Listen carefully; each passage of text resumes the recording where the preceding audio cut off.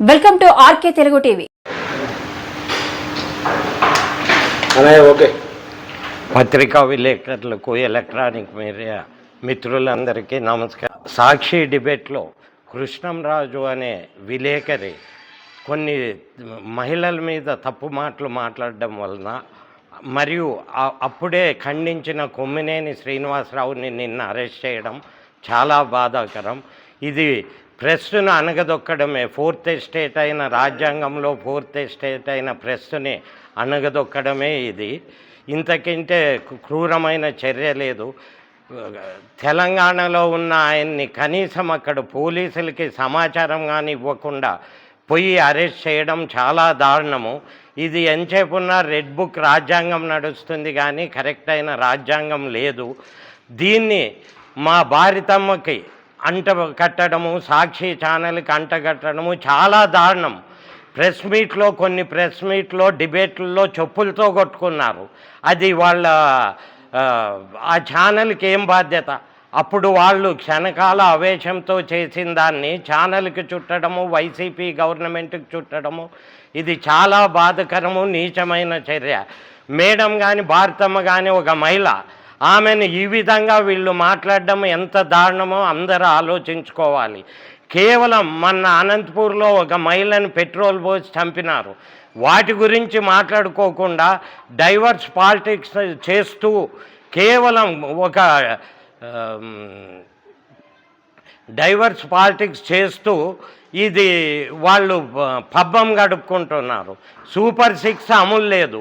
ఇప్పుడు మన కర్నూలు జిల్లాలో మెయిన్ 4 ప్రాజెక్టులు 6 ఏండ్లు అయింది వాళ్ళే శంకుస్థాపన చేసి. ఇప్పుడు 2 బడ్జెట్లైనా ఒక్క ప్రాజెక్టుకి 5 పైసలు శాంక్షన్ చేయలేదు. ఆర్డిఎస్కి KRMB 2లోని ఇంతవరకు అప్రూవల్ రాలేదు. మరి మన LLC పైప్ లైన్ గతే లేదు. అక్కడ పోయి మేము ఆఫీస్లో అడిగితే కనీసం మాకు ప్రపోజల్ రాలేదండి, మీరు ఎస్టిమేషన్ వేసుకొని మీరు శాంక్షన్ చేసుకుంటే మేమేం చేయగలమని చెప్తున్నారు.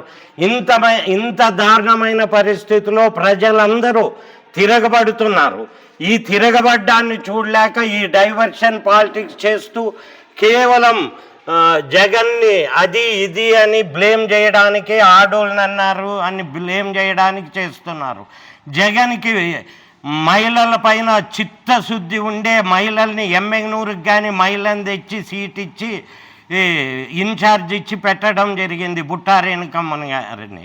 కాబట్టి జగన్కి మహిళల మీద ఉండే ఇంట్రెస్ట్ కానీ వాళ్ళని అభ్యున్నతికి కృషి చేయడానికి కానీ ఎవరు శంకించాల్సిన అవసరం లేదు.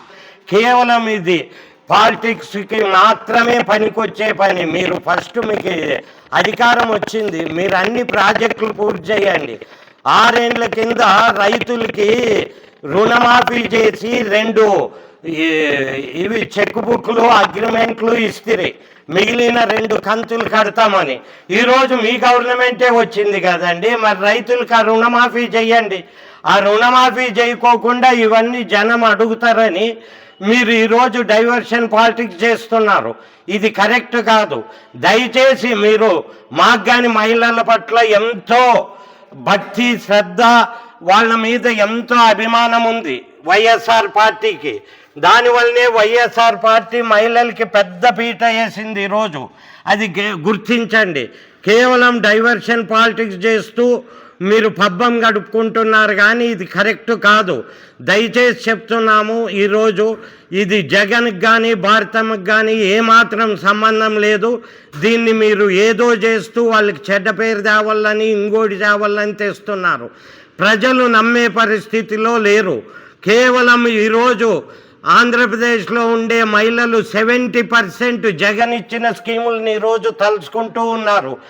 ఆంధ్రప్రదేశ్ మహిళలు ఇప్పటికైనా ఎప్పటికైనా జగన్ వైపే. కాబట్టి మీరు గుర్తుపెట్టుకునండి, జగన్ అనడం వలన మీరు పబ్బం గడుపుకోగలరు కొన్ని దినాలు, కానీ ఏమి చేయలేరు అనేది గుర్తుపెట్టుకునండి. గ్రామం ఆంధ్రప్రదేశ్ రైతు విభాగ అధికార ప్రతినిధి వైసీపీ.